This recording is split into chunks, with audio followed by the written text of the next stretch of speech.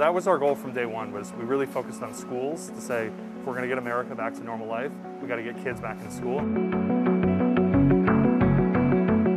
Here at Summer Bio, they're making history. You can see these fully automated labs are running 24 hours a day.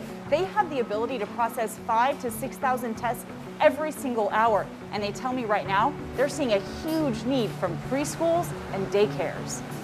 The White House launching its website for free COVID test, covidtest.gov, one day early. Millions already ordering 4 free at-home tests. Every website launch, in our view, comes with risk. We can't guarantee there won't be a bug or two. But those tests won't ship out for a week to 12 days. The Biden administration announcing it's partnering with pharmacies and community centers to give out 400 million free N95 masks, releasing them from the Strategic National Stockpile.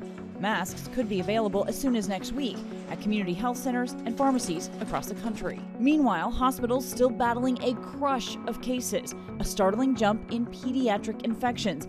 Nearly 1 million children tested positive for COVID-19 just last week. That's 4 times the rate at the peak of last winter's surge. As cases spike in California, we got to look inside the state's largest testing site, Summer Bio, fully automated and working around the clock, processing up to 120,000 rapid PCR tests every 24 hours. The fast turnaround helping keep the country's second largest school district in session.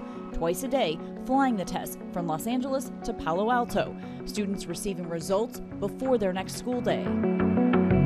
President Biden marks 1 year in office, with Republicans and Democrats in a standoff over voting rights. A bill on the Senate floor would make Election Day a federal holiday and guarantee all voters can request a mail-in ballot.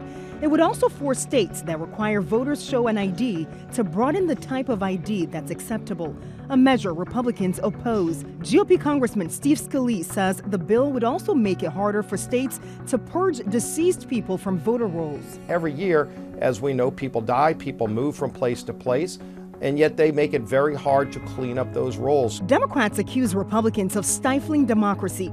19 states, many controlled by Republicans, recently imposed new laws restricting access to voting. We cannot sit back and let one political party continue to unravel the threads of our democracy. To pass the bill, Democrats need 60 votes or the support of 10 Republicans, which they don't have.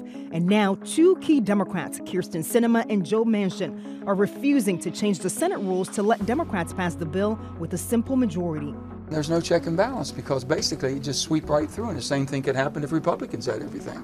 All of this comes as President Biden holds a news conference this afternoon to discuss what lies ahead for his second year in office, with the pandemic still raging, inflation at a 40-year high, and his approval rating sinking.